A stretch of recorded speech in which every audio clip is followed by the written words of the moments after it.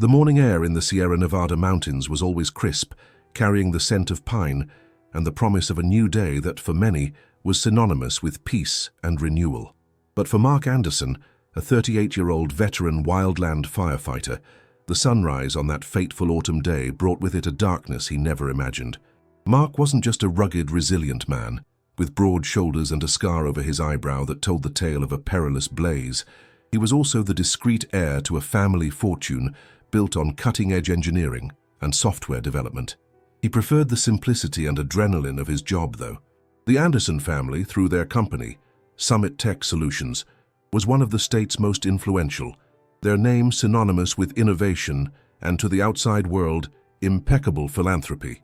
Yet, Mark always sensed a shadow behind the veneer of perfection, a calculated coldness he never fully understood in his parents, especially in his father, Thomas Rodriguez. That morning, the call wasn't for a wildfire, but for an unusual and deeply unsettling incident at the municipal landfill, a few miles outside the city. The landfill, though managed, was an echo of poverty and despair for those living on its fringes. The notification reported an improvised structure collapse, but upon arriving, the scene was far grimmer.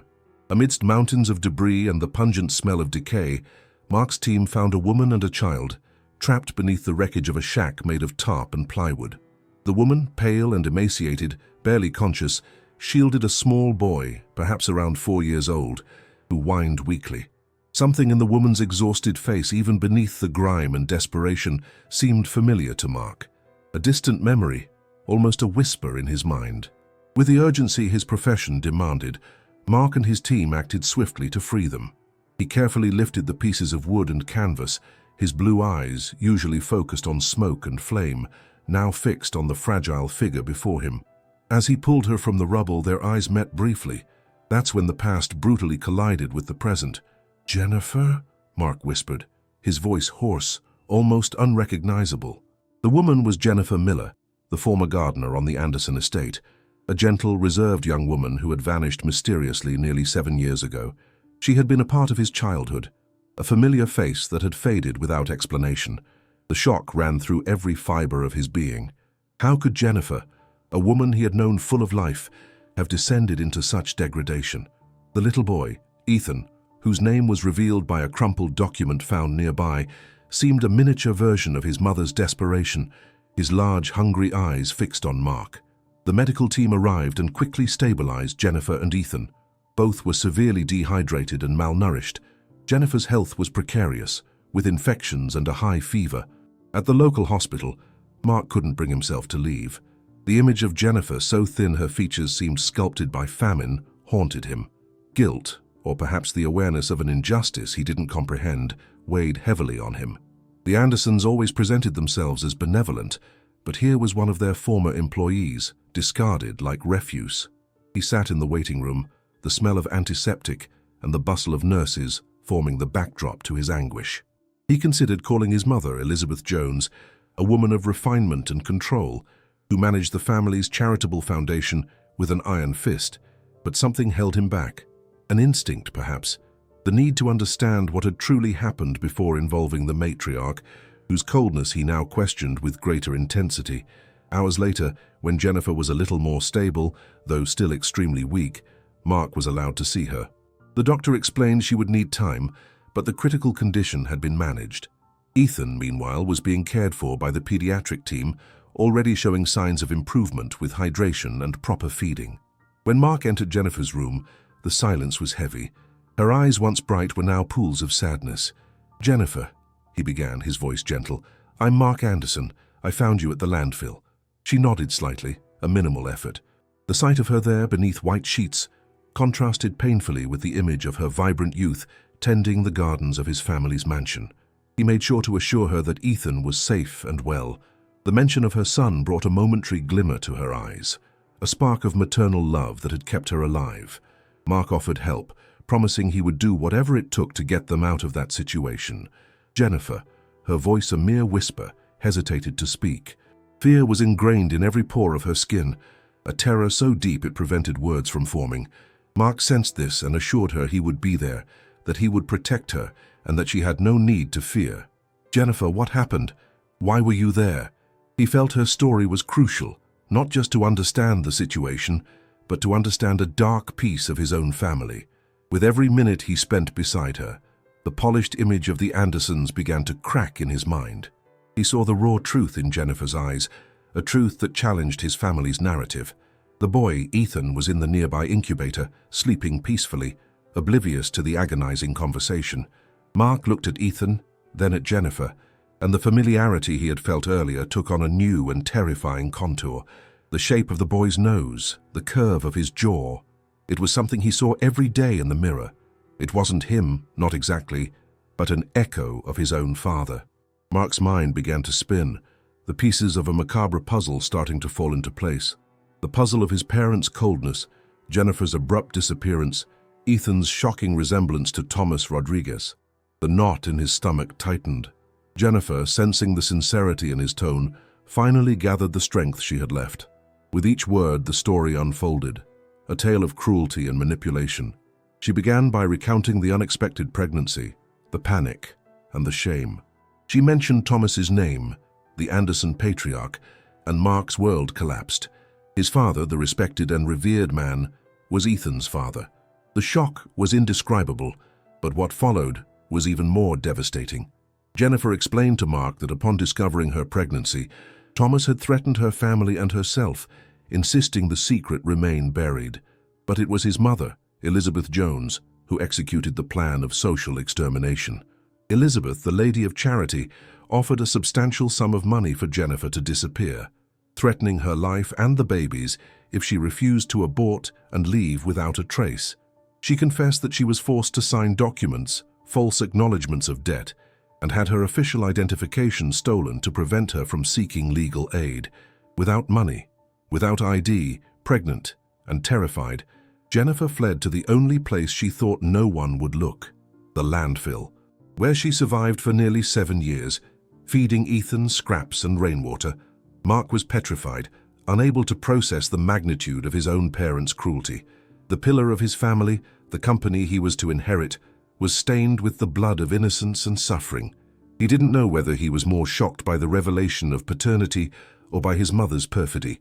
Mark felt the overwhelming burden of correcting an almost 7-year-old injustice, a moral debt he now had to pay for the sins of his family. His father was a predator. His mother was a conspirator who had condemned a woman and his own grandson to a slow, agonizing death. The truth was a physical blow, leaving him winded and hollowed out. But the image of Ethan's hopeful, innocent eyes gave him a fierce determination. He knew his life and his loyalty had shifted entirely in that sterile hospital room. His next steps would define who he truly was, separate from the tainted legacy he bore.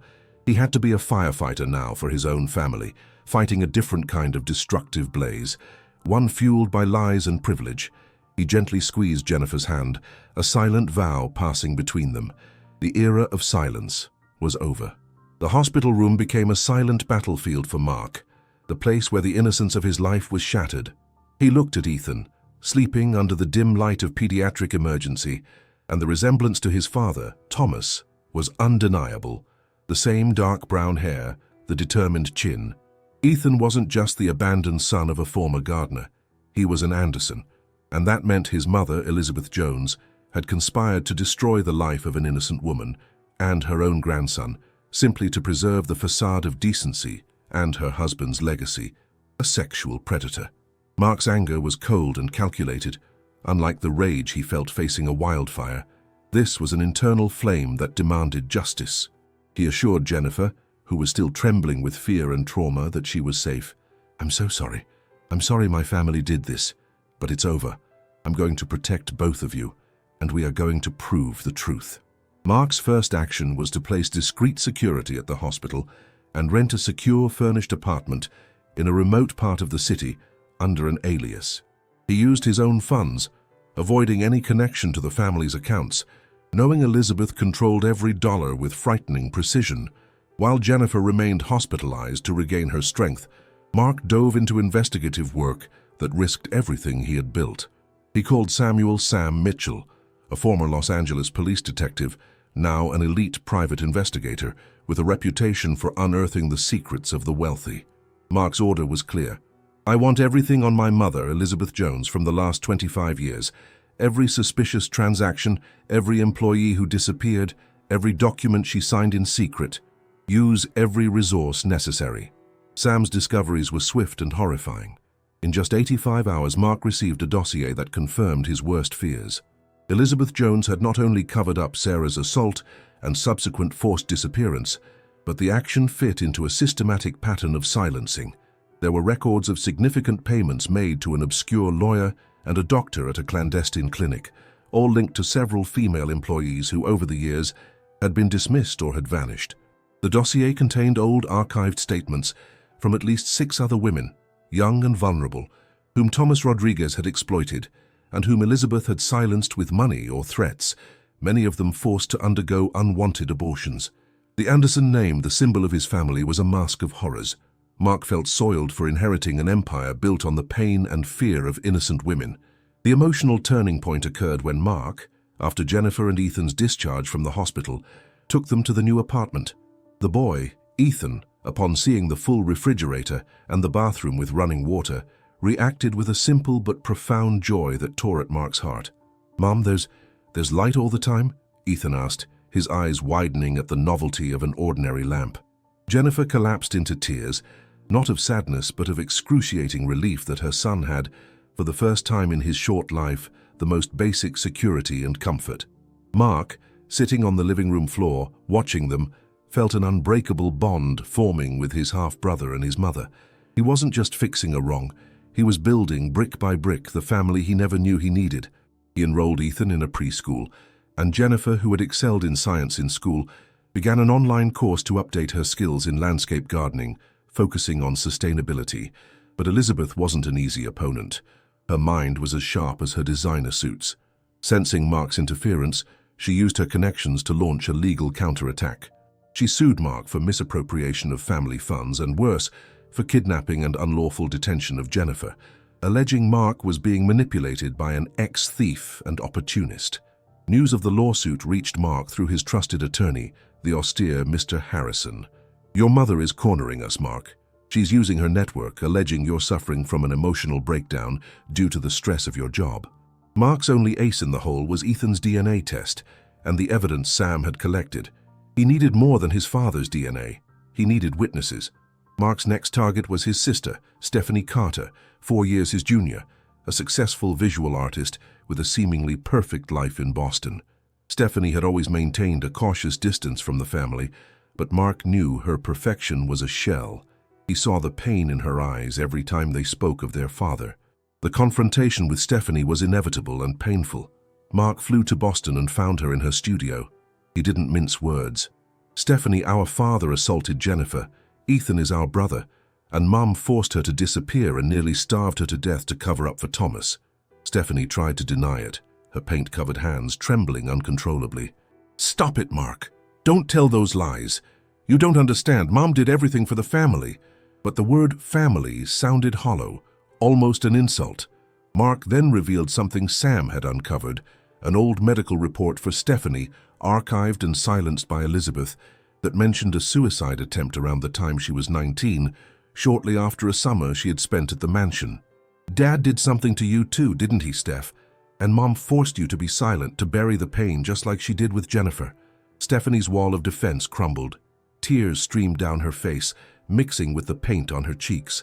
She confessed in a whisper, carrying years of trauma, that yes, Thomas had abused her when she was 19, and that upon trying to report him to Elizabeth, her mother had threatened to disinherit her and had her involuntarily committed to a forced health and wellness retreat, making her sign a non-disclosure agreement to protect the Anderson legacy.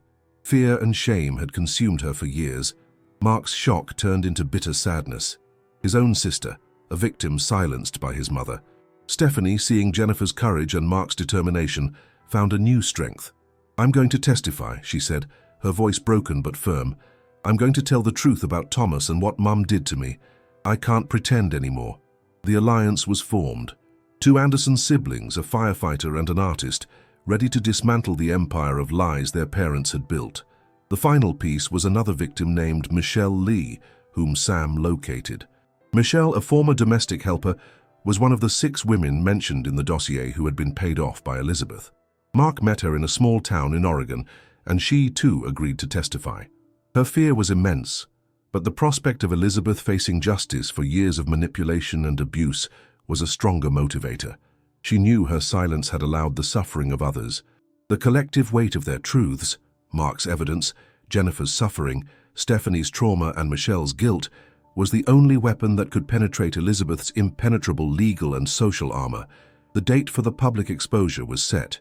The annual Summit Tech Solutions charity gala, 3 weeks away, where the elite would gather to applaud the very woman who was about to be unmasked.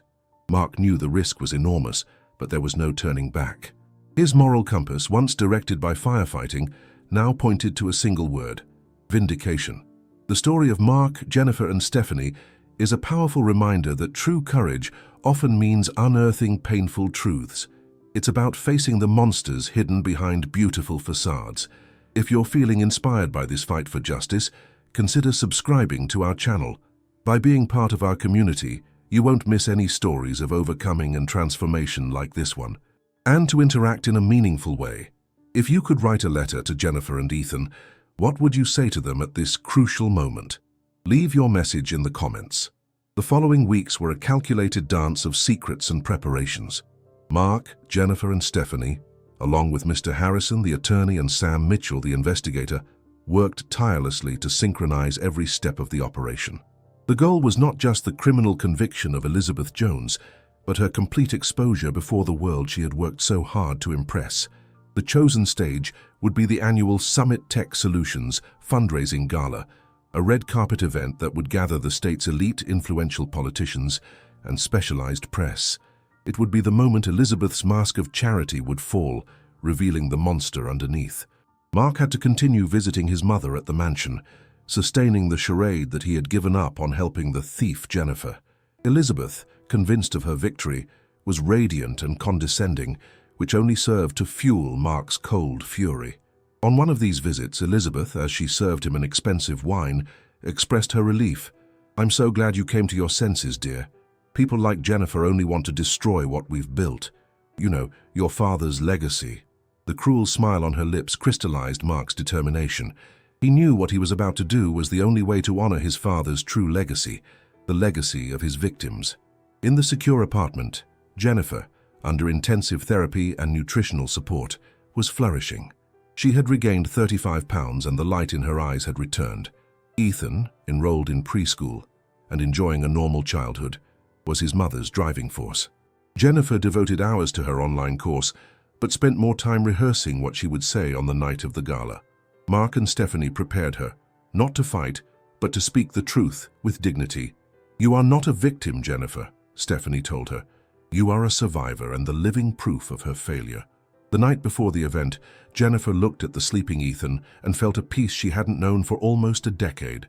She knew she was ready. The gala night arrived with a dazzling brilliance. The ballroom was filled with hundreds of elegant guests. Elizabeth Jones, dressed in a high-fashion gown and sporting a calculated smile, was the center of attention. Mark, looking calm and imposing in his tuxedo, watched her from a distance. He had allocated private security teams and federal police at strategic points in the ballroom, awaiting his signal. Jennifer, Stephanie, and Michelle were hidden in a private room, their nerves frayed but with an unwavering resolve. Mark's speech began conventionally, praising the company's values and charity. Elizabeth, seated at the main table, nodded in approval. But then Mark's voice changed, dropping from a corporate tone to a severe intensity. "Today we talk about truth and legacy, and it's time to dismantle the legacy of lies that has been imposed upon us." He gave the signal. The lights dimmed for an instant, and when they came back on, the giant screens behind him displayed the first image: Jennifer and Ethan, skeletal and devastated, lying in the municipal landfill. The ballroom erupted in shocked murmurs. The image of misery contrasting with the gala's luxury was devastating. Elizabeth turned pale, the smile dying on her face. Mark continued, his voice amplified and resounding. "This is Jennifer Miller, a former employee of my family, who was assaulted by Thomas Rodriguez and nearly destroyed by my mother, Elizabeth Jones, so that this secret would not come to light." He displayed the DNA results, indisputably proving Thomas was Ethan's father. Elizabeth tried to scream, but was contained by discreet security guards who ensured she could not flee or cause a disturbance. Next, the emotional bomb. Stephanie Carter walked onto the stage, her eyes tearful, but her posture was that of a warrior. She took the microphone and revealed the abuse suffered by her own father and, worse, the psychological terror and forced institutionalization her mother subjected her to in order to silence her, presenting false medical documents attesting to her fake psychotic break. The silence in the audience was deathly, broken only by the frantic clicks of journalists' cameras. The climax arrived with Jennifer's entrance. She crossed the ballroom with a simple blue dress and monumental dignity, stepping onto the stage to stand between Mark and Stephanie. Her testimony was direct, unembellished, recounting the details of the abuse, the threat, and the 7 years of hell in the landfill. In the end, she looked directly at Elizabeth, and her voice, once a whisper, resonated with the force of thunder. I survived. My son survived. And today, the truth sets us free. A resounding standing ovation swept the ballroom, a roar of support for the victim and condemnation for the villain. The final stroke was delivered by the arrival of the federal police. Before all the city's elite, Elizabeth Jones was handcuffed and led away, screaming and cursing her own children. The image of the matriarch, stripped of all her power and refinement, being dragged out, sealed the end of the Joneses' tyranny. In the following months, justice was relentless. Elizabeth was sentenced to 20 years in prison for extortion, criminal conspiracy, document forgery, and unlawful confinement, in Stephanie's case, among other crimes. She died in prison some years later, alone and forgotten, with neither Mark nor Stephanie ever visiting her again. Mark and Stephanie transformed Summit Tech Solutions into a model company for social responsibility. They created the Jennifer Miller Foundation, funded by the assets Elizabeth had used for her crimes. The foundation built a sheltering and professional training center exactly where the landfill was, transforming a place of death into a symbol of life and rebirth. Ethan, now 11, was a cheerful, healthy boy. Jennifer became the foundation's executive director and an inspiring voice in the fight against gender violence. The dysfunctional family was replaced by an unbreakable bond of unconditional love. Mark, Stephanie, and Jennifer became the family Ethan drew, strong, united, and honest. Jennifer's greatest victory wasn't Elizabeth's conviction, but the day Ethan asked her, "Mom, did we win?" And she, looking at Mark, replied with a sincere smile, "Yes, my love, we won." If you enjoyed this story of resilience and justice, subscribe to the channel. Our stories are inspired by real-life struggles and triumphs, and your presence inspires us to continue turning the ordinary into the extraordinary. Tell us in the comments what city you are watching this story from. And the most important question, what did you learn from the courage of Jennifer Miller and Stephanie Carter? Share your reflection.